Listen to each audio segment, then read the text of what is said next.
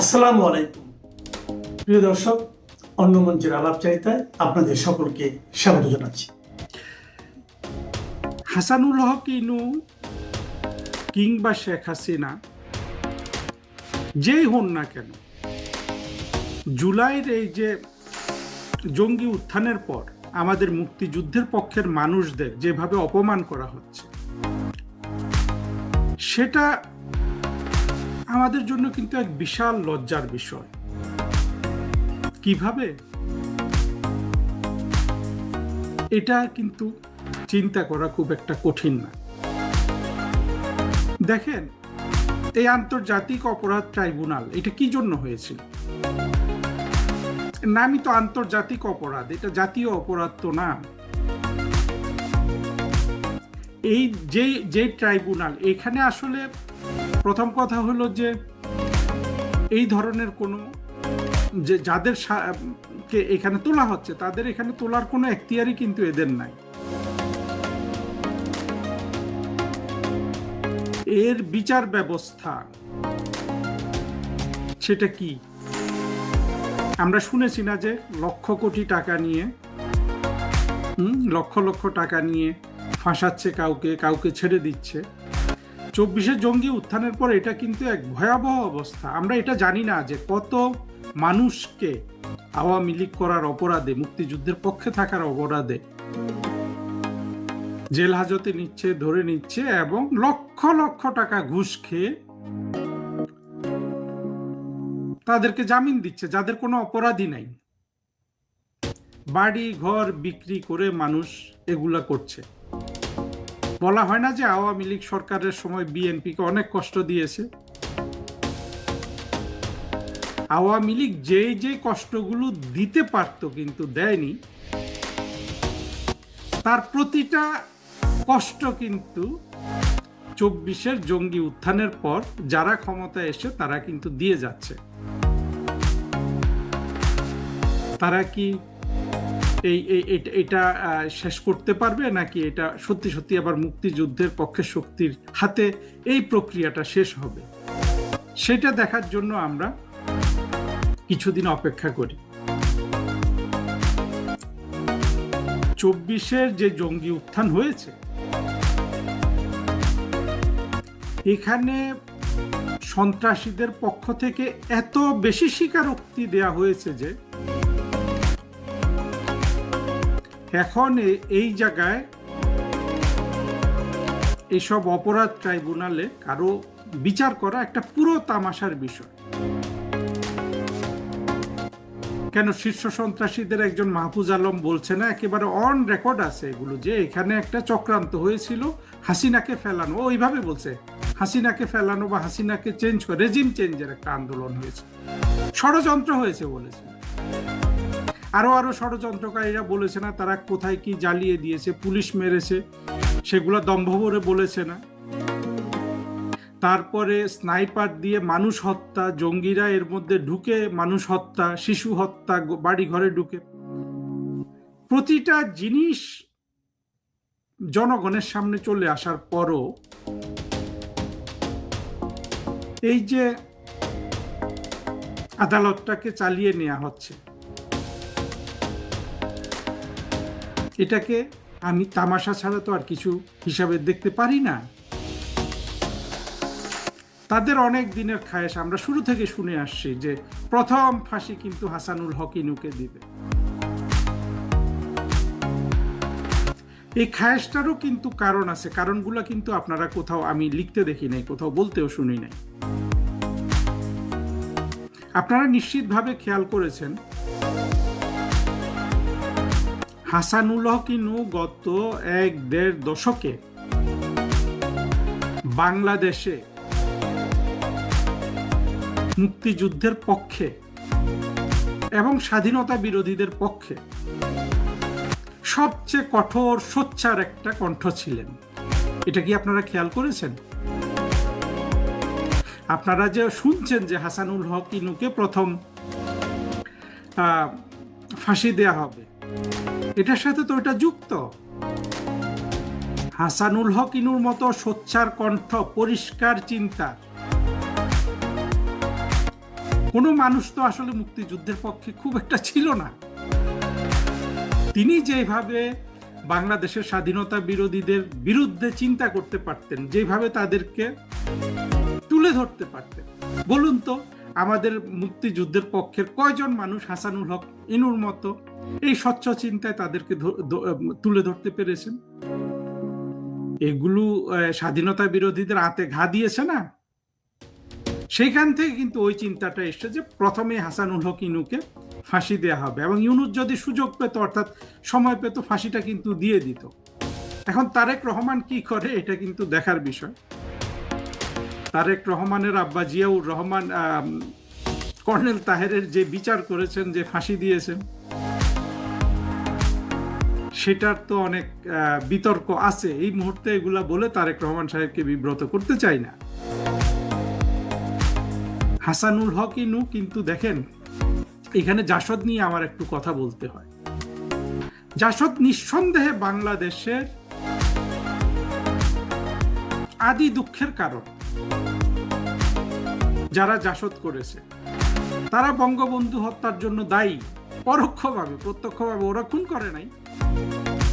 বাংলাদেশের জামাতের উত্থানের জন্য জিয়াউর রহমান ফরমালাইজ করলে অনেক জামাত গিয়ে কিন্তু জাসদে যোগ দিয়েছে। এই যে জামাতের আজকের যে আমির শফিক, উনিও তো এই জাসদের মানুষ। কিন্তু সেই জাসদ থেকে দেখেন, এই পথভ্রষ্ট যখন হাসানুল হক ইনুরা তরুণ ছিলেন, সেই শ্রেণী থেকে কিছু মানুষ তো বের হয়ে এসেছিলেন। এসে আবার তারা হয়তো প্রকাশ্যে ভুল স্বীকার কখনো করেন নাই, কিন্তু কোনো একটা আত্ম অনুসন্ধানের কেন্দ্র থেকে তো এই বের হয়ে আসা। তাদের মধ্যে সবচেয়ে উজ্জ্বল তারকা কিন্তু এই হাসানুল হক ইনু। আমি আরো কিছু মানুষকে দেখি, যেমন অধ্যাপক আনোয়ার হোসেন, কিংবা যিনি মারা গেছেন মাইনউদ্দিন খান বাদল, এরকম অনেকে আছে না, বের হয়ে এসছে। এবং শুধু বের হয়ে আসেননি, হাসানুল হক ইনু, আমি যে কথাটা আগে বলেছিলাম, তিনি কিন্তু ৭১-এ যারা নিয়াজির হাত ধরে আত্মসমর্পণ করেছিল তাদের বিরুদ্ধে সবচেয়ে সোচ্চার কণ্ঠ ছিলেন, এবং তাদেরকে প্রকৃত চিত্রে চিত্রায়িত করার ক্ষেত্রে সবচেয়ে দক্ষদের মধ্যে একজন ছিলেন। এমন একটা শিকার যদি হাতে পায় ২৪-এর জঙ্গি উত্থানকারীরা, তারা তাকে ফাঁসি দিবে না? কিন্তু তারা যে আবার এটা করতে পারছে, অর্থাৎ যুদ্ধাপরাধীদের জন্য আন্তর্জাতিক অপরাধ ট্রাইব্যুনাল গঠন করা হয়েছিল, সেখানে তাদের বিচার হয়েছে। সেই একই আদালতে যে শেখ হাসিনার বিচার করে সাজা দিচ্ছে, এটা কিন্তু মুক্তিযুদ্ধের পক্ষের শক্তির জন্য একটা বড় লজ্জার বিষয়। এটাতে লজ্জা ছাড়া আমাদের আর কিচ্ছু নাই। লজ্জায় আমাদের মাথা হ্যাট হয়ে যাওয়া উচিত। কি করে স্বাধীনতা বিরোধীরা রাষ্ট্রটাকে গ্রাস করতে পারল? আপনারা বলতে পারেন যে হ্যাঁ, আপনারা না, এই যারা যেসব যুক্তি দেখায় যে এখানে গণ অভ্যুত্থান হয়েছে, ওই হয়েছে, সেই হয়েছে, চাকরির নামে তো হয়েছে, চাকরির ব্যবস্থা হয়েছে। বাংলাদেশের সাধারণ মানুষের ছেলে মেয়েদের কোনো চাকরির ব্যবস্থা হয়েছে? সব চাকরির ব্যবস্থা হয়েছে, কিন্তু ২৪-এ যারা জঙ্গি উত্থান করেছিল, সেই জঙ্গিদের, সরাসরি জঙ্গিদের চাকরির উত্থান হয়েছে। অর্থাৎ যত নিয়োগ ইউনুস দিয়ে গেছে সব কিন্তু জঙ্গিদের দিয়ে গেছে। তারাই আজকে কিন্তু পুলিশ হয়ে বসে মুক্তিযুদ্ধের পক্ষের মানুষের উপর চড়া হচ্ছে। হ্যাঁ, বিএনপি কিছু পোস্ট পেয়েছে, তারাও কিছু পেয়েছে, কিন্তু আমাদের জন্য এটা ভীষণ লজ্জার। লজ্জাটা কিন্তু ব্যর্থতা, লজ্জা দুটোই। কি করে ২৪-এ একটা জঙ্গি উত্থান হয়? যেই দেশটা স্বাধীন হয়েছিল এই প্রতিশ্রুতি দিয়ে, কাগজে কলমে, সব জায়গায়, যে দেশটা পাকিস্তানের মতো হবে না, অর্থাৎ এই দেশটা হবে উদার, গণতান্ত্রিক, ধর্মনিরপেক্ষ, অসাম্প্রদায়িক রাষ্ট্র, বঙ্গবন্ধুর সোনার বাংলা। সেই দেশে কি করে যারা ৭১-এ জেনারেল নিয়াজির হাত ধরে আত্মসমর্পণ করেছিল, তারা ক্রমে আপনার এই ক্ষমতায় অধিষ্ঠিত হয়ে যায়। অর্থাৎ জোর করে, ষড়যন্ত্র করে, বিদেশিদের সাথে মিলে, হ্যাঁ, অভ্যুত্থানের নামে একটা জঙ্গি আন্দোলন চালিয়ে আওয়ামী লীগের মতো একটা শক্তিশালী দলের সরকারকে পতন ঘটিয়ে দেয়। কি করে ওয়াকারের মতো একটা লোকই জঙ্গি সাধনা করে আর্মিতে ঢুকেছে, বঙ্গবন্ধুর লতায় পাতায় আত্মীয় কোনো একটা পরিবারে বিয়ে করেছে, শেখ হাসিনাকে অথবা কাউকে না কাউকে বিমোহিত করে আর্মি প্রধান হয়েছে, হয়ে জঙ্গি উত্থান ঘটিয়ে দিয়েছে। এগুলা কিন্তু আমাদের জন্য চরম লজ্জার। যে যাই বলুন, এই লজ্জা থেকে কিন্তু মুক্ত হতে অনেক সময় লাগবে। অনেক ধরনের আপনার নিজেদেরকে সংশোধন করতে হবে। ওই চেতনাটা আনতে হবে যে ৭২-এ যে শত্রুকে সহজে নিধন করা যেত, তাদেরকে করুণা দেখিয়ে আজকে হাসানুল হক ইনু করুণার পাত্র, আমির হোসেন আমু করুণার পাত্র, শেখ হাসিনা করুণার পাত্র।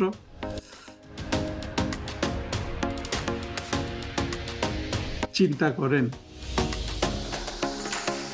আমি বলছি না যে এরা করুণা চান, আমি তো হাসানুল হক ইনুর বডি ল্যাঙ্গুয়েজ দেখি, রাশেদ খান মেননের বডি ল্যাঙ্গুয়েজ দেখি, দীপু মনির বডি ল্যাঙ্গুয়েজ দেখি, আমির হোসেন আমুর বডি ল্যাঙ্গুয়েজ তো দেখি। হিরো, বীর এক এক।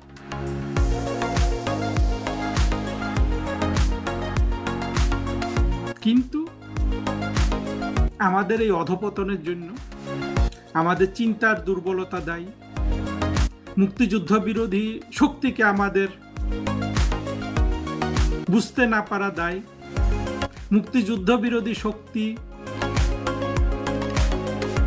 সভ্যতার শত্রু, মানবতার শত্রু, ইতিহাসের শত্রু হওয়া সত্ত্বেও তাদেরকে সেই দৃষ্টিতে দেখার যোগ্যতা আমরা অর্জন করিনি। অর্জন না করে বরঞ্চ ওদের দ্বারা আমরা শাসিত হয়েছি। আমি বারবার বলছি, এই কথাটা আমার প্রায় প্রতিটা বক্তৃতাতে এখন আসছে। বাংলাদেশ 1972 সাল থেকে আওয়ামী লীগ, বিএনপি, জাতীয় পার্টি শাসন করেছে। তারা শাসন করেছে শুধু মানুষের শরীরটা, আর মানুষের মন শাসন করেছে কিন্তু জামাত, হেফাজত।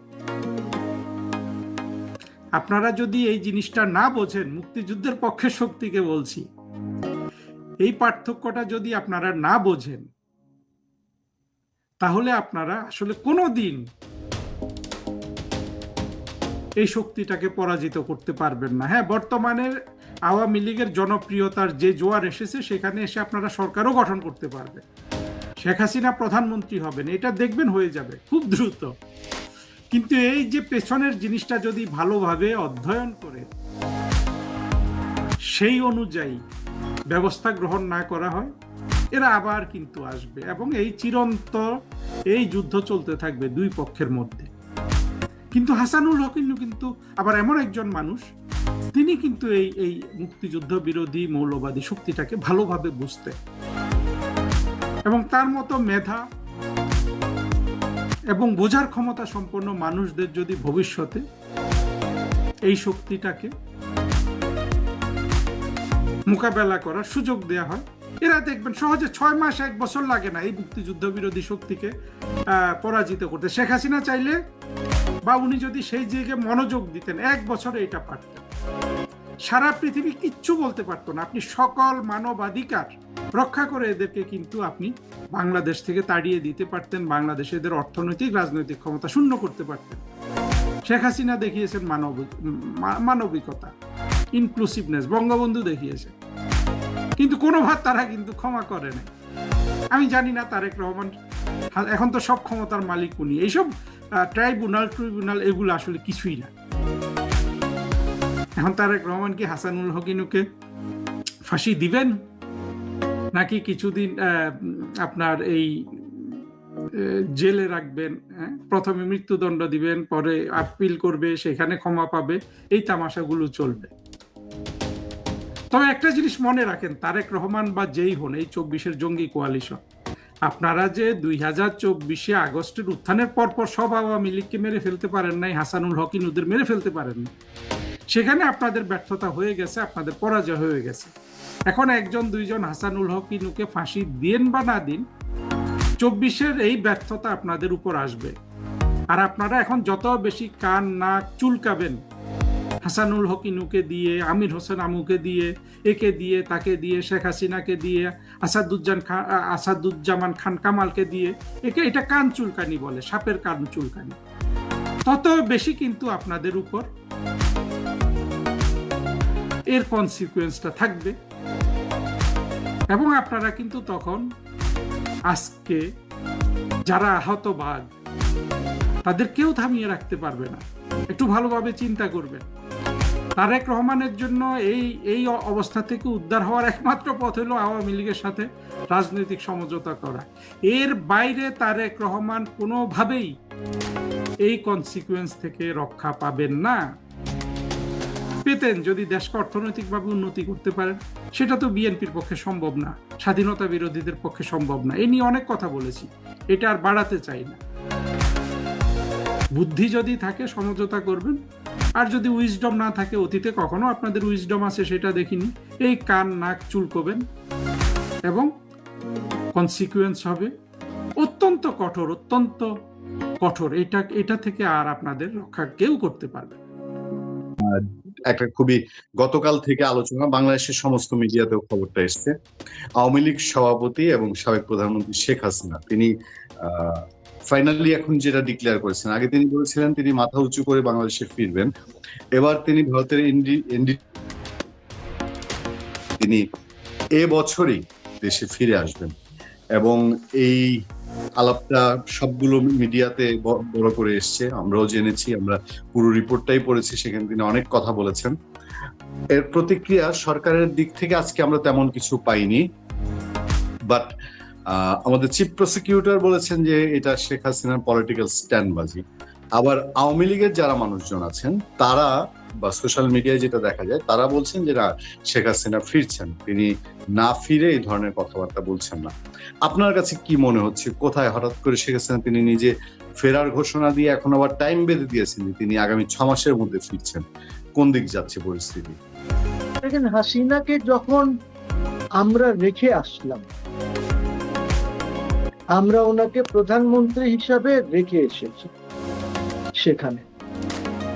সেখান থেকে এরপরে টাউট বাটপারদের সরকার হয়েছে, যেটার নাম তারা নিজেরাই ইন্টারিম গভর্নমেন্ট দিয়েছে। একটি জালিয়াতির সরকার, লুটপাটের সরকার ইউনূসের সরকারটা ছিল। তারপরে এই সরকার এসেছে 4 মাসের মতন হচ্ছে বা হয়ে গেছে।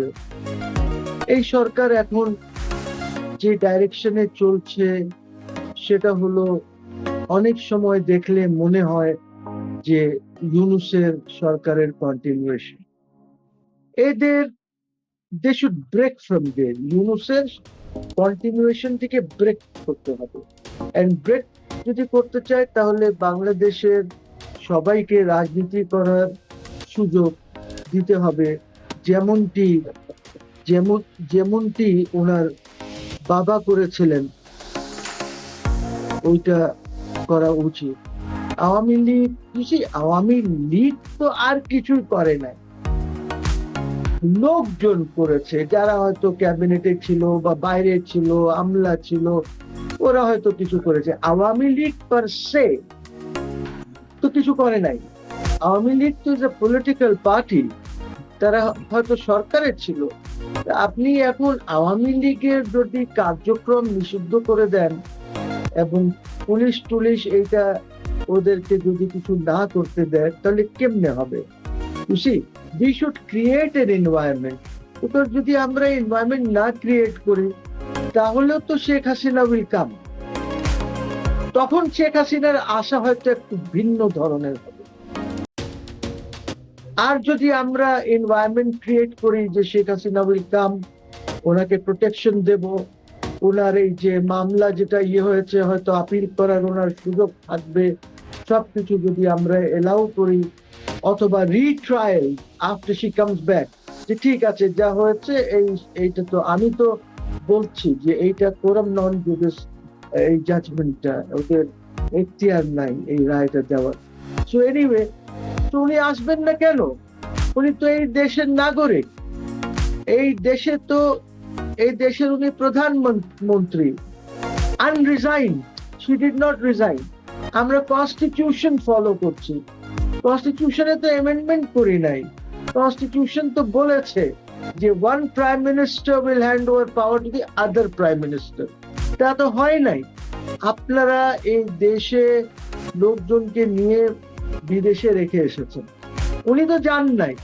তারপরে আমি শুনি কিছু কিছু রাজনৈতিক দলের লোকজন আছেন, কেউ চোখ রাঙ্গায়া বলেন, কেউ একটু জোরে বলেন যে শেখ হাসিনার ওই ফ্যামিলি খালি পালায়, শেখ মুজিবুর রহমান পালায় গেল, শেখ হাসিনা জিয়াউর রহমান সাহেব মারা যাওয়ার পর, ওনার শাহাদতের পর পালায় গেল শেখ হাসিনা।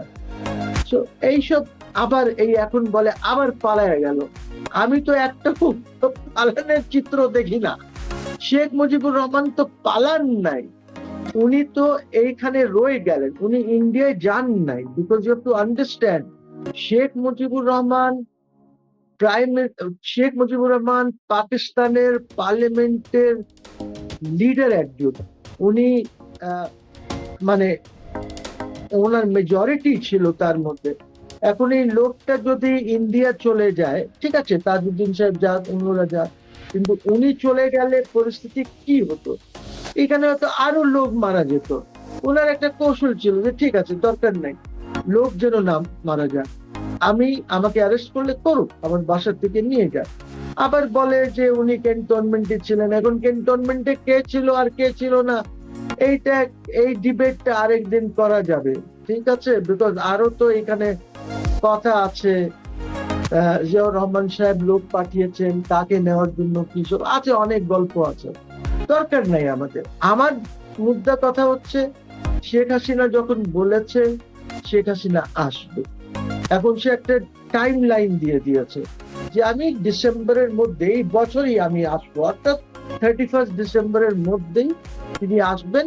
যদি ওনার শারীরিক অবস্থা ঠিক থাকে, কোনো ধরনের সমস্যা না হয়, তাহলে she will come. Now it is for this government to decide and face Sheikh Hasina. উনি আসলে কি লোক, এখানে তো বলে, অনেকেই বলে যে নির্মূল হয়ে গেছে আওয়ামী লীগ। যদি নির্মূল হয়ে গেছে তাহলে এত চিন্তা কেন? উনি আসলে আসবেন, আপনারা চিন্তা করেন না, আসুক, ওনার তো লোকজনই নাই, আওয়ামী লীগ নির্মূল। তো আমি বারবার একটা কথা বলি যে আওয়ামী লীগ নির্মূল হয় নাই, বিএনপিও নির্মূল হবে না, বিকজ এদের স্ট্রেংথ কবর থেকে আসছে। একদিকে বঙ্গবন্ধু আছেন আর একদিকে প্রেসিডেন্ট জিয়াউর রহমান আছেন, সেখান থেকে স্ট্রেংথটা আছে। কাজে নির্মূল নাইদার বিএনপি হবে নর আওয়ামী লীগ হবে, এটা বুঝতে হবে। লিডারশিপও এই ফ্যামিলির মধ্যে, এই দুই ফ্যামিলির মধ্যেই আপাতত থাকতে হবে। তারপরে হয়তো এই দুই ফ্যামিলি একটা স্ট্রাকচার ঠিক করবে যে কিভাবে এই দলের নেতৃত্ব কিভাবে এগোবে। It is for them to decide. তো আমার কথা হচ্ছে, এত অসুবিধার কি আছে? এত টক শোজ, সব চ্যানেলে একই আলোচনা যে শেখ হাসিনা বলেছে যে এই বছরই আসবে। এই বছরে এখন মাস কয়টা আছে? 6 মাস আছে। 6 মাসের মধ্যে দুধ কা দুধ, পানি কা পানি হয়ে যাবে যে কি আছে, কার কত শক্তি আছে। আমি এখানে একটু হিন্টস দিতে চাই না, because I don't know what are plans are. ওনার সাথে তো আমাদের কারোর কথা হয় নাই যে আপনি কিভাবে আসবেন, কৌশলটা কি হবে, এইখানে গভর্নমেন্টের সাথে কি কথাবার্তা হয়েছে কিনা, গভর্নমেন্ট আপনাকে এলাউ করবে কিনা, so on and so forth. এই জিনিসগুলি তো রয়ে গেছে, যে ডায়ালগ ওনার সাথে, বা যার সিকিউরিটিতে এখন প্রাইম মিনিস্টার হাসিনা আছেন, she is not a de jure prime minister, কিন্তু উনি তো কাউকে হ্যান্ড ওভার করেন নাই ক্ষমতা। অনেকেই বলে যে ইলেকশনে চুরি হয়েছে। ইয়েস, ইলেকশনে যাওয়ার হয়েছে, কিন্তু আপনারা কেউই, neither the interim government not this government বলেছে যে 12th পার্লামেন্ট অবৈধ, 11 পার্লামেন্ট অবৈধ, 10 পার্লামেন্ট অবৈধ, কেউ বলেছে? বলে নাই। আপনারা তো ইলেকশন করেছেন ফর 13 পার্লামেন্ট, ধরেই নিতে হবে ওই পার্লামেন্ট গুলি বৈধ ছিল। ইলেকশন হয়েছে বা না হয়েছে ওটা আপনারা তো বৈধতা দিয়েছেন। আপনারা তো এক মুহূর্তের জন্য বলেন নাই যে এই ইলেকশন হয় নাই, এই পার্লামেন্ট গুলি যেগুলি কনস্টিটিউট করা হয়েছিল 10th, 11th, 12th, এগুলি সব বেআইনি, আনকনস্টিটিউশনাল, আমরা মানি না এইগুলি। তা তো না, তা তো করেন নাই। তাহলে আপনারা এখন যে 13th পার্লামেন্টে আছেন, আমি জানি না শেখ হাসিনার মাথায় কি আছে, আমি জানি না যে উনি বিদেশে আছেন, ওনার লোকজনের সাথে কথা হচ্ছে, ওনার নিজস্ব লোকজনের সাথে ওরা কি পরামর্শ দিচ্ছে, I don't no, we don't know. But উনি যখন বলেছেন চিন্তা ভাবনা করেই বলেছেন, ওনার নিশ্চয়ই একটা প্ল্যান আছে। যেমন আমার প্রধানমন্ত্রীর একটা প্ল্যান ছিল, প্ল্যান আছে, উনি বলেছেন আই হ্যাভ আ প্ল্যান। ওরকম শেখ হাসিনারও তো প্ল্যান থাকতে পারবে, আছে, যে কিভাবে উনি ঢুকবেন, কোনখান থেকে ঢুকবেন, উনি ফ্লাই করবেন না উনি রাস্তা দিয়ে আসবেন, না বেনাপোল দিয়ে আসবেন, না আগরতলা দিয়ে ত্রিপুরা ইসে দিয়ে আসবেন, ত্রিপুরা দিয়ে আসবেন, উই ডোন্ট নো, আমরা জানি না। এবং কোন দিকে যাবেন, উনার লোকজন কত সেখানে আসতে পারবে, এইগুলি তো we don't know at this stage. তো দেখতে হবে যে কি হয়। উনি যখন বলেছেন উনি আসবেন, ওয়াই শুডন্ট শি কাম? উনি তো এই দেশের নাগরিক, উনি এই দেশের প্রধানমন্ত্রী, প্রাক্তন বলেন বা আনরিজাইন প্রধানমন্ত্রী যিনি ইস্তফা দেন নাই, ওনাকে দেশের লোক মানে আর্ম ফোর্সেসের লোকজন ওনাকে হেলিকপ্টার তারপরে C-130 দিয়ে দিল্লিতে ছেড়ে এসেছে। So I don't no, sir we don't know. Sir আমি একটা ব্যাপার একটু মানে আপনার কাছে বিশ্লেষণ জানতে চাই। ধরেন গভর্নমেন্ট তো জিরো টলারেন্সে গেছে, এটা বোঝাই যায় যে তারা 23 জুন যা করলো, একেবারে আর্মি নামিয়ে দিল, তার থেকে বোঝা যায় যে গভর্নমেন্ট আওয়ামী লীগের ব্যাপারে একেবারে জিরো টলারেন্সে থাকবে। এবং বিএনপি বলি, জামাতে ইসলামী বলি, তারা আওয়ামী লীগ বা শেখ হাসিনার আশাটাকে সহজ করবে না, আমরা তাদের রাজনীতি করার সহজ পথ আমরা করে দিব না। এটা যদি না হয় তাহলে শেখ হাসিনা আসলে পর দেশের পরিস্থিতি কি হতে পারে, এটা একটা বিষয়। আরেকটা বিষয় হচ্ছে, আজকে দেখলাম ইউএস সেকেন্ড মিশন চিফ যিনি ছিলেন সাবেক, তিনি আজকে বলছেন যে শেখ হাসিনা হয় জেলে মরবেন, আর না হলে তিনি ভিন্ন দেশে থেকে মরবেন। আমেরিকান এই সাবেক কূটনীতিকরা কেন এখন হঠাৎ করে মুখ খুলছেন, কি মনে হয় আপনার? না না, ইউ সি, আমেরিকান কূটনীতিকদের কিছুই নাই, দে আর ডিফিটেড ফোর্সেস। ইরান ওদেরকে ডিফিট করে দিয়েছে, এখন তারা তাদের ঘাঁটি মাটি এখান থেকে তুলে নিয়ে চলে যাবে, ওদের নিয়ে কেউ চিন্তা নাই। চায়না এইখানে আছে, এইসব কথা কোনো ইয়ে নাই। এইগুলি সব খলিলুর রহমান টমান যারা ওদের টাকা পয়সা খায়, যারা এখানে যে বদুল আলম মজুমদার এইটা ওদের এজেন্ট, ওরা এইসব কথা ওদেরকে বলে বা ওদেরকে দিয়ে বলায় বা হোয়াট এভার। হ্যাঁ, ওইটা কিচ্ছু না। শেখ হাসিনা যখন খুশি, ওয়ার্ল্ড অর্ডার চেঞ্জ হয়ে গেছে। আপনি এখন ওয়েস্ট এশিয়াতে আর বেসেস দেখবেন না। আমেরিকান এই বেসেস গুলি তুলে নিয়ে যাবে, ইসরায়েলে বেস বানাবে, আর ডিয়েগো গার্সিয়াতে চলে যাবে কিছু নিয়ে, এইভাবে ওদের এইখানে কিছু না। বা প্যাসিফিকে তারা কিছু কন্ট্রোল করার চেষ্টা করবে।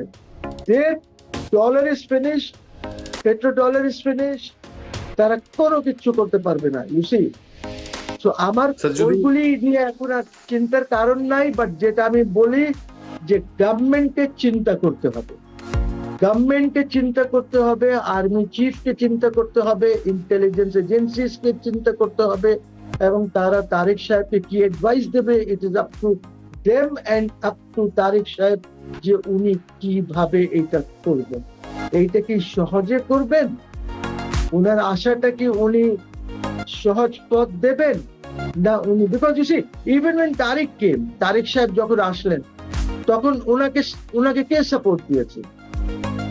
আর্মি। আগে পিছে total security was provided by army, সবকিছু আর্মি করেছে তখন ওনার জন্য। সো এখন আই ক্যানট সে ওনার মাথায় কি আছে। একবার যখন উনি মুভমেন্ট শুরু করবেন তখন বাংলাদেশের আমলাদের বা বাংলাদেশের আর্মির বা পুলিশের এদের কি সিচুয়েশন হবে আমি জানি না এখন, বিকজ এখনো তো উনি ওনার প্ল্যান পুরোটা চক আউট করেন নাই। উনি একটা সিদ্ধান্ত নিয়েছেন যে আমি এই বছরে যাব, এটা উনি বলেছেন। এনডিটিভি কে ইন্টারভিউ দিয়ে বলেছেন, ইমেল ইন্টারভিউ দিয়ে বলেছেন। So I don't know what the situation is like. এই সিচুয়েশনটা তো সিরিয়াস সিকিউরিটি প্রবলেমস হবে যদি গভর্নমেন্ট, আমি আবার রিপিট করি, যদি গভর্নমেন্ট পথ সহজ না করে, তাহলে কিন্তু প্রবলেম আছে গভর্নমেন্টের জন্য, প্রবলেম হবে ল এন্ড অর্ডারের, সিরিয়াস সিরিয়াস সিরিয়াস প্রবলেম হবে। যারা এখন লম্বা লম্বা কথা বলছে কিন্তু ইভেন টক শোজে বা ইসে কাউকে খুঁজে পাওয়া যাবে না। I am telling you, once she Sir, decides যে আই এম গোইং টু, জি আমি পার্লামেন্ট ধরে একটা ইস্যুতে যেতে চাই। পার্লামেন্টে দেখলাম যে সরকারি দল বিরোধী দল একে অন্যকে খুব তালিয়ে দিয়ে যাচ্ছে, যে গঠনমূলক সমালোচনা এই জায়গাটাও সীমিত হয়ে আসছে। পার্লামেন্টে এনসিপির লোকজন দাবি করেছে যে আমাদের ৭১-এর স্বাধীনতা এসছে, ২৪-এ সার্বভৌমত্ব এসছে। যদিও সরকারের স্বাস্থ্যমন্ত্রী সাথে সাথে এটা প্রতিবাদ করেছেন, কিন্তু এই যে একটা কথা ছড়ানো যে ২৪-এ আমাদের সার্বভৌমত্ব এসছে, হাউ ইটস পসিবল, মানে ২৪-এ আমাদের এমন কি হয়েছে যে আমাদের ওইটা ধরে সার্বভৌমত্ব চলে এসছে? আচ্ছা, তো ৭১ থেকে নিয়ে তার মানে যখন জিয়াউর রহমান সাহেব প্রেসিডেন্ট ছিলেন তখন সার্বভৌমত্ব ছিল না দেশে? This is what they mean. আর বিএনপি তালি দেয় এইটাতে। What does he mean? I mean সার্বভৌমত্ব তো আপনি যখন স্বাধীন হলেন ৭১-এ, তো সার্বভৌমত্ব তো আপনার ছিলই। আমি ওই ডিবেটে যেতে চাই না যে ইন্ডিয়ানসরা এটাকে কি বলে না বলে, বাট সার্বভৌমত্ব তো ছিলই। সার্বভৌমত্ব না থাকলে আপনার এখানে যে ইন্ডিয়ান আর্মি ছিল, ওই ইন্ডিয়ান আর্মিকে কিভাবে যাওয়ার জন্য বললেন বঙ্গবন্ধু? ২-৩ বার বলতে হয়েছে বঙ্গবন্ধুকে, ইন্দিরা গান্ধীকে, যে please take back the army. কিসের সার্বভৌমত্ব? কি? I don't know what they talking. আমার মনে হয় এই যে এনসিপি অনেক সময় সব সার্বভৌমত্বর যে কথা বলে না, এইগুলি ওরা না বুঝা বলে। বিকজ আপনার বইতে পড়া সভরেন্টি আর আপনার বাস্তবের সভরেন্টি ইজ ডিফারেন্ট। দেখেন, আমি কম বলেছি এইটার উপরে, বাট মেজরিটি যারা ছিল, আসিফ নজরুল মজরুল যারাই ছিল, তারা তো বলেছে যে শেখ হাসিনার দেশ বেঁচে দিছে ইন্ডিয়ার কাছে। কিন্তু ওরা সরকারেও গেছে, সরকারে আসিফ মাহমুদ ছিল, সরকারে মাহফুজ ছিল, সরকারে নাহিদ ছিল, ইম্পর্টেন্ট মিনিস্ট্রিজ গুলিতে ছিল, লাইক এলজিআরডি, ইনফরমেশন, এরকম ইম্পর্টেন্ট মিনিস্ট্রিজ। ল ইসের কাছে ছিল, ওই যে প্রফেসর, আমাদের লয়ের প্রফেসর। কিন্তু ওরা কি কিছু দেখাতে পেরেছে? একটাও এগ্রিমেন্ট কি পাবলিকলি দেখানো হয়েছে যে এই যে বেঁচে দিছে শেখ হাসিনা? তো শেখ হাসিনা তার মানে did not sell this country. Yes, আমরা এগ্রিমেন্টস করি, এগ্রিমেন্টস এর মধ্যে অনেক সময় আমাদের হয় কি যে ওই করতে গিয়ে অনেক সময় কিছু উঁচ নিচ থাকে। মানুষ বলবে যে আপনি ওদেরকে ট্রানজিট দিয়েছেন, করিডোর দিয়েছেন, ওদের ট্রেন চলতে দিয়েছেন, নানান কথা মানুষ বলবে। বলে ঠিক আছে, কানেক্টিভিটি তো একটা ব্যাপার আছে। দেখেন, হোল ইউরোপ ইজ কানেক্টেড। হ্যাঁ, আমিও তো কম পয়সা দিয়েছি, হয়তো এটা ব্যালেন্স চুক্তি হয় নাই, বাট এটা তো সবসময় ঠিক করা যেতে পারে, এমন তো না কি ঠিক করা যেতে পারে না। আর আজকাল তো জানেন যে পৃথিবী কানেক্টিভিটির উপরে চলে। এই যে বিআরআই প্রোগ্রাম, চায়নার বেল্ট এন্ড রোড ইনিশিয়েটিভ, চায়নার যে পাকিস্তানে সিপ্যাক প্রোগ্রাম, তারপরে আপনার এই যে চায়না আমাদেরকে একটা প্রস্তাব দিয়েছে for a corridor linking China and Bangladesh. এই কানেক্টিভিটি মডার্ন ওয়ার্ল্ডে তো থাকবেই, যদি না থাকে দেখেন আজকে চায়নার ট্রেন কিভাবে ইউরোপে যাচ্ছে, সরাসরি যাচ্ছে। আজকে দেখেন পাকিস্তান কিভাবে করিডোর এন্ড কানেক্টিভিটি করেছে ইরানের সাথে। করাচিতে যে কন্টেনার্স গুলি আছে, যেটা বাই রোড তারা পাঠিয়ে দিচ্ছে ইরানকে। মডার্ন ওয়ার্ল্ডে আপনার স্ট্র্যাটেজিক রিজনসেও আপনাকে এই জিনিসগুলি করতে হবে।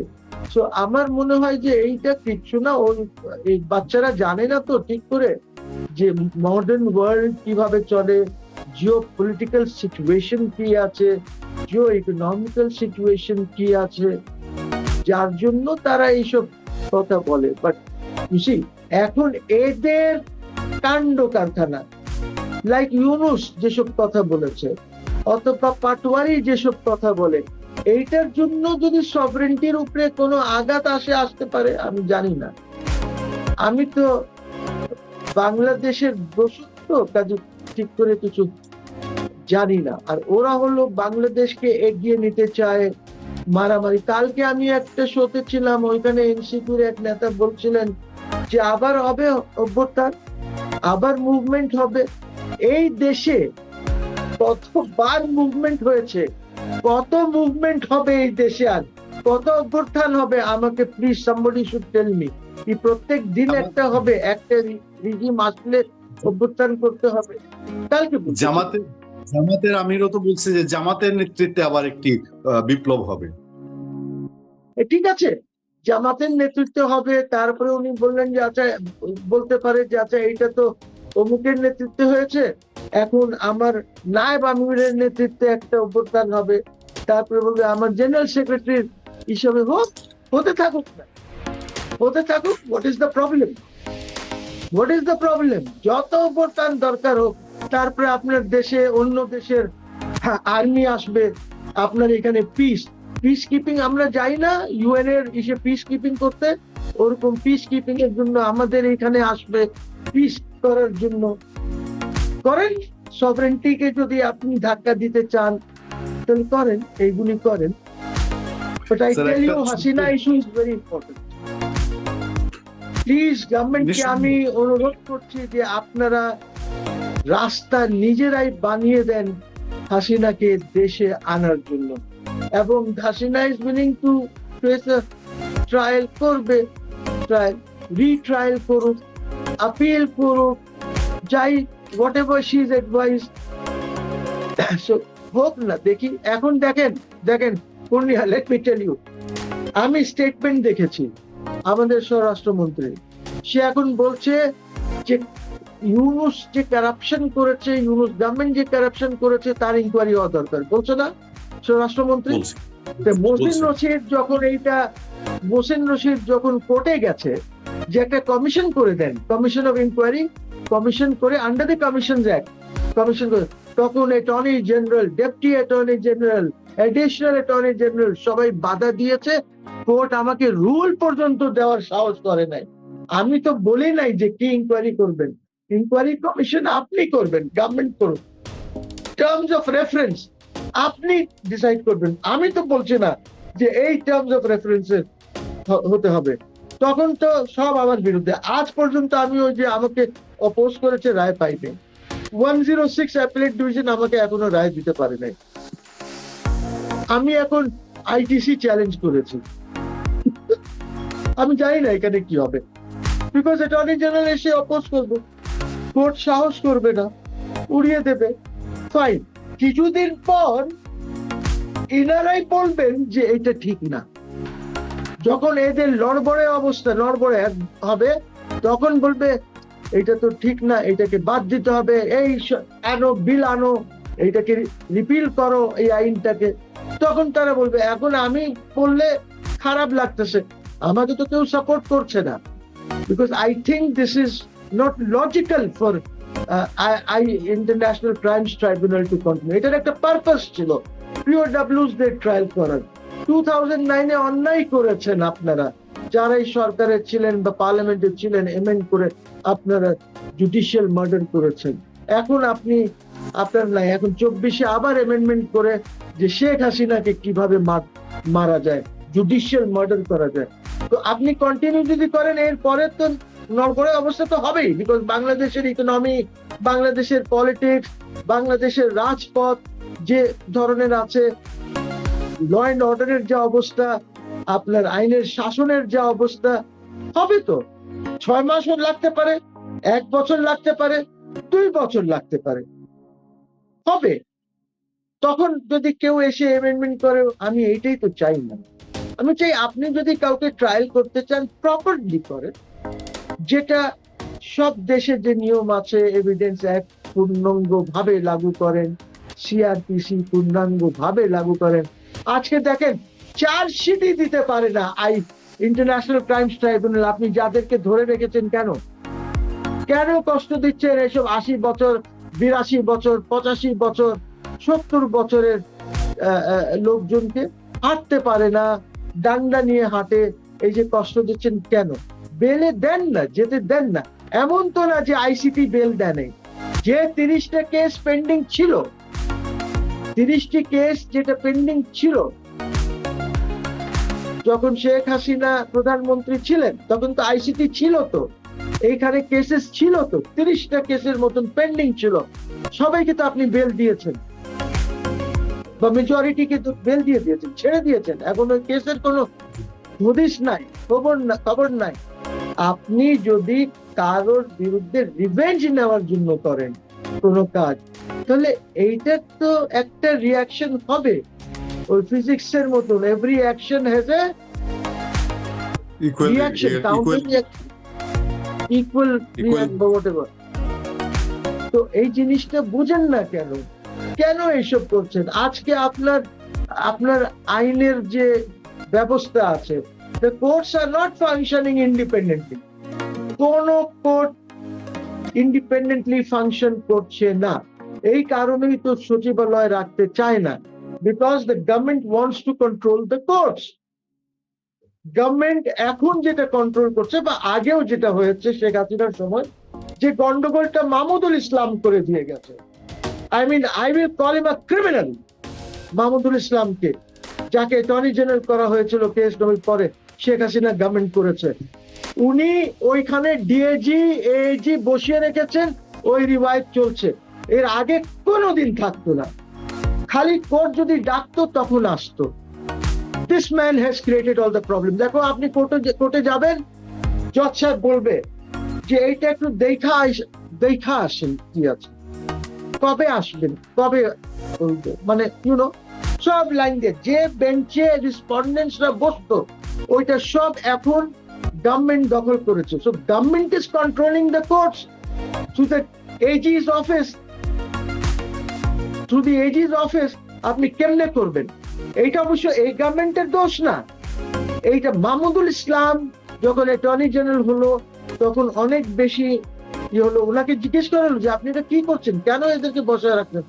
বলছে যে এইখানে ওরা বসলে কিছু শিখবে, ওইখানে অফিসে বসে খালি গল্প করে। বাট দিলেন তো ইনস্টিটিউশন ধ্বংস করে।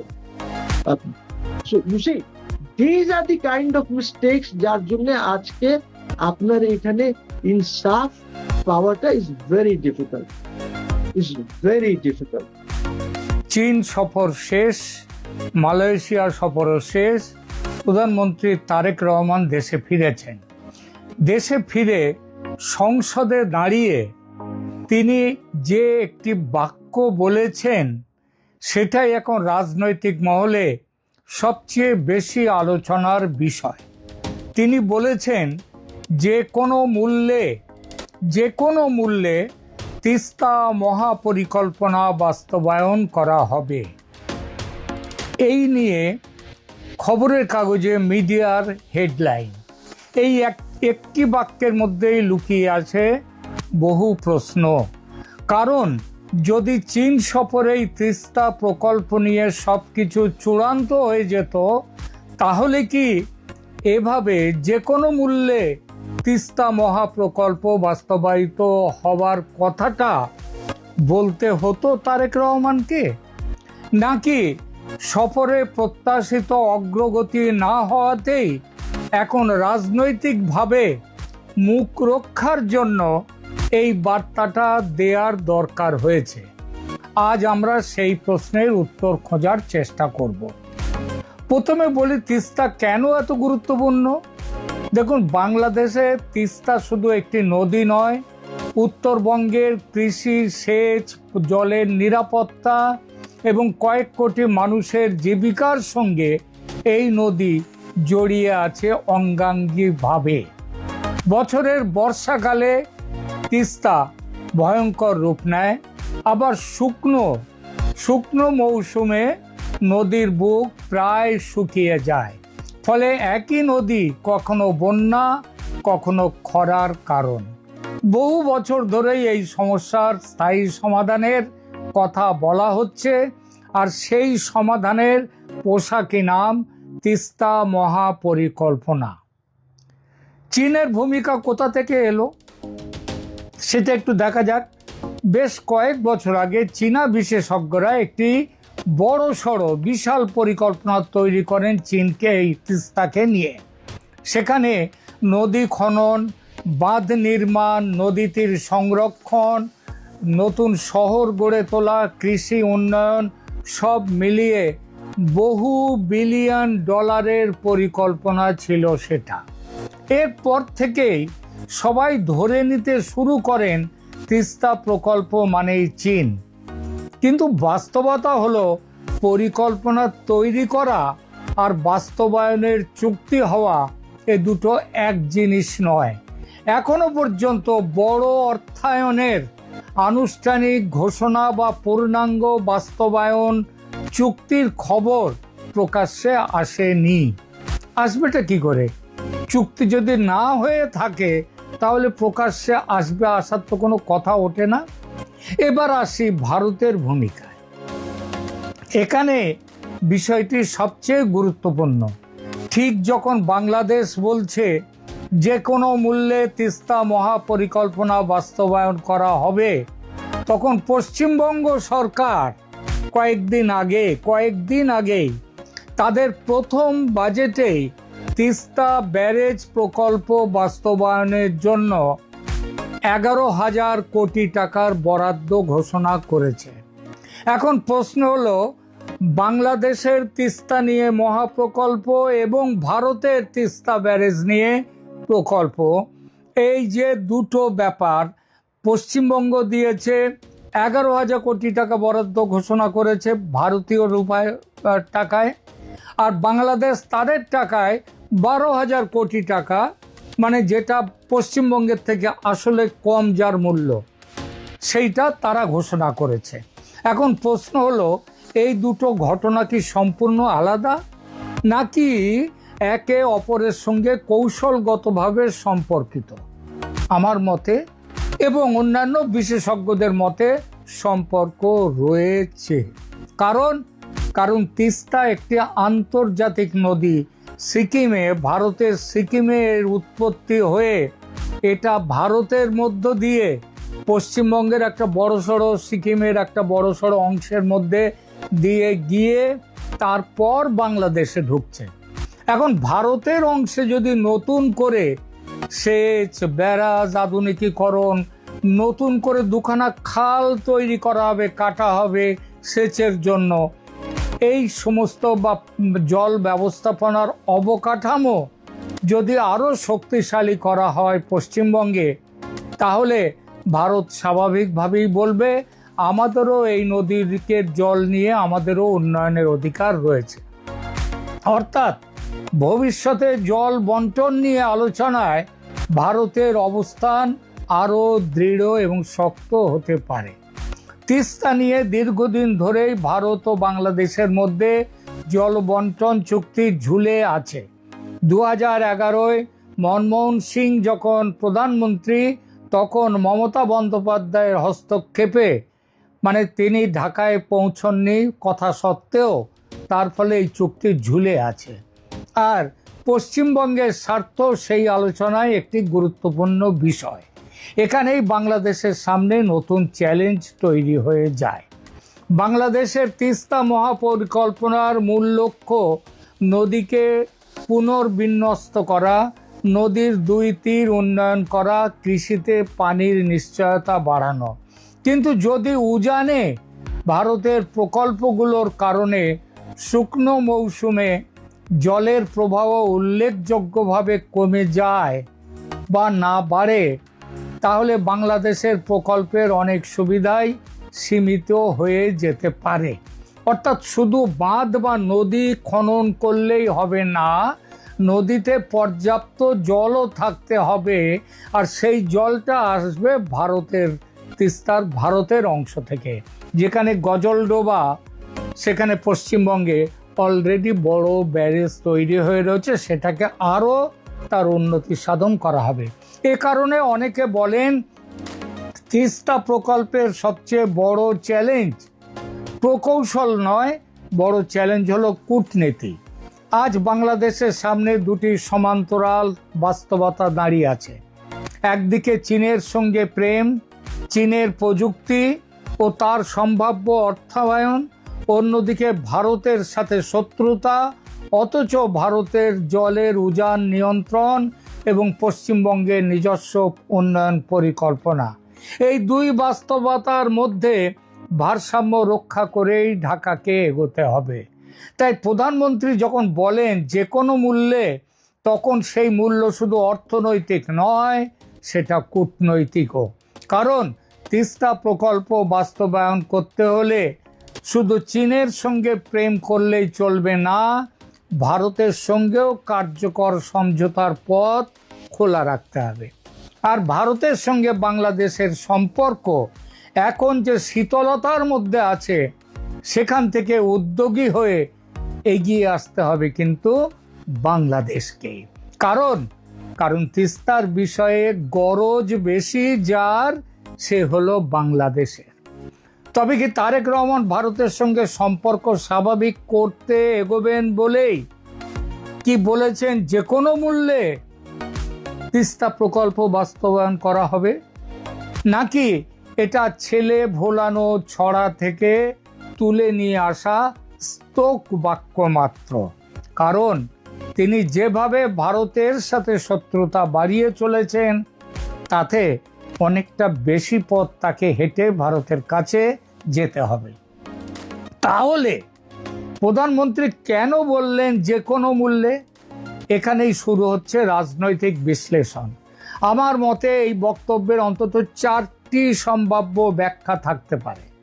প্রথম ব্যাখ্যা, বিরোধীদের জবাব দেয়া যে চীন সফরকে ঘিরে অনেক প্রত্যাশা তৈরি হয়েছিল, অনেকে মনে করেছিলেন বড় কোনো ঘোষণা আসবে।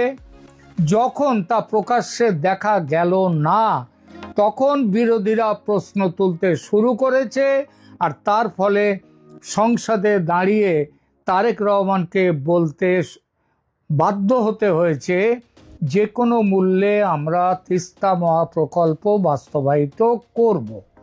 তাহলে প্রশ্নটা ওঠে, সফরের সাফল্যটা কোথায়? এই পরিস্থিতিতে সংসদে দাঁড়িয়ে প্রধানমন্ত্রী বলতে চাইলেন প্রকল্প হবেই। দ্বিতীয় ব্যাখ্যা, চীনের উদ্দেশ্যে তিনি একটি বার্তা দিলেন। কূটনীতিতে অনেক সময় প্রকাশ্য বক্তব্যেরও আলাদা গুরুত্ব থাকে। যে কোনো মূল্যে কথাটি হয়তো চীনের কাছেও একটি বার্তা। বাংলাদেশ প্রকল্পটি নিয়ে প্রচণ্ড আগ্রহী। এখন চীন যদি আগ্রহ না দেখায়, প্রয়োজনে ভারতের সঙ্গেও আলোচনা চলবে। এই বার্তাটা কি দিলেন প্রধানমন্ত্রী তারেক রহমান? তৃতীয় ব্যাখ্যা, ভারতকেও একটি বার্তা তিনি পৌঁছে দিলেন। তিস্তা শুধু বাংলাদেশ ও চীনের বিষয় নয়, ভারতও যেহেতু একটি গুরুত্বপূর্ণ পক্ষ, কারণ উজানের পানি নিয়ন্ত্রণের বিষয়টি ভারতের সঙ্গে সম্পর্কিত। সুতরাং এখন হয়তো বাংলাদেশের তারেক রহমান সরকারের কানে জলটা ঢুকেছে যে তারা তিস্তা নিয়ে ভারতের সঙ্গে কথা বলে এগোতে চায়। এটা একটা ব্যাখ্যা। চতুর্থ ব্যাখ্যা, দেশের মানুষের কাছে প্রতিশ্রুতি। উত্তরবঙ্গে তিস্তা একটি অত্যন্ত আবেগের বিষয়। বহু সরকার এসেছে, বহু প্রতিশ্রুতি দিয়েছে, কিন্তু বাস্তব অগ্রগতি শূন্য।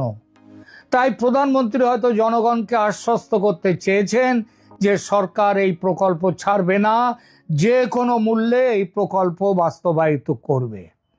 তবে এই সরকার যেভাবে ভারত বিরোধিতা করে একের পর এক জায়গাতে নিজের পায়ে কুড়ুল মারছে, তাতে মনে হয় এই যে কোনো মূল্যে এই প্রকল্প বাস্তবায়িত হবে, এটা সেই ছেলে ভুলানো পাড়া জোড়ালো সেই উদাহরণটা এখানে যেন বেশি প্রযোজ্য হচ্ছে।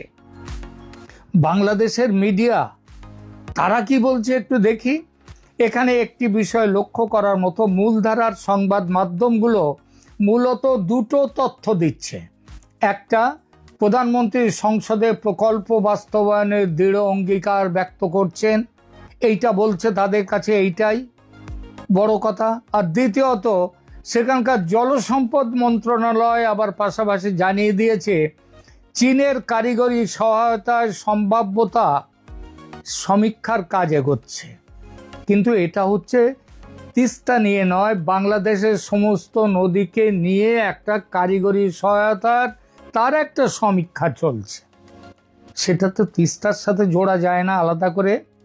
কোথাও এখনো এমন নিশ্চিত খবর নেই যে চীন পূর্ণাঙ্গ অর্থায়নের চুক্তি করে ফেলেছে অথবা নির্মাণ কাজ শুরুর চূড়ান্ত সিদ্ধান্ত হয়ে গেছে।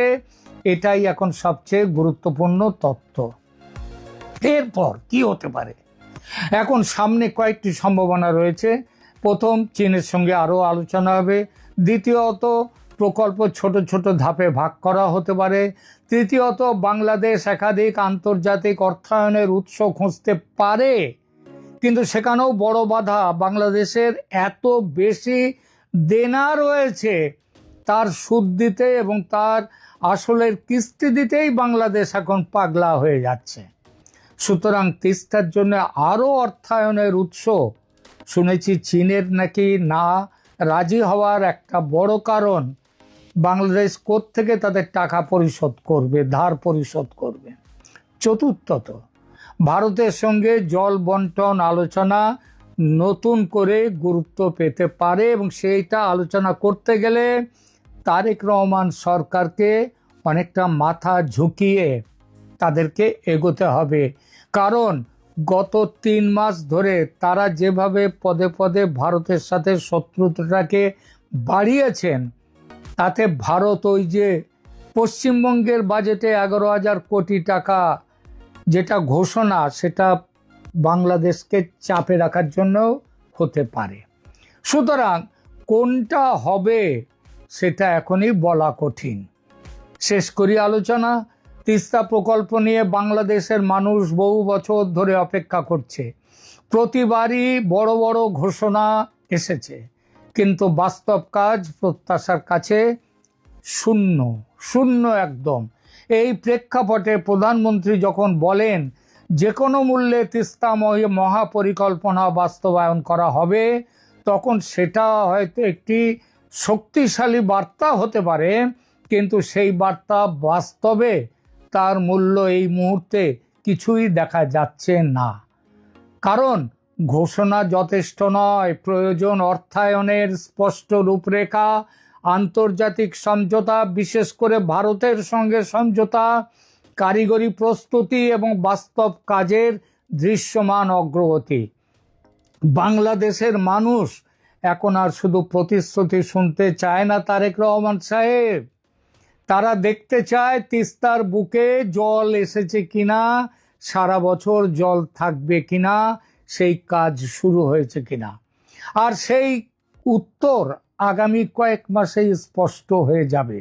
দর্শক, আপনাদের কি মনে হয় প্রধানমন্ত্রীর যে কোনো মূল্যে বক্তব্য কি কেবল রাজনৈতিক আশ্বাস, নাকি এর পেছনে এমন কোনো বাস্তব পরিকল্পনা রয়েছে যা এখনো প্রকাশ করা হয়নি?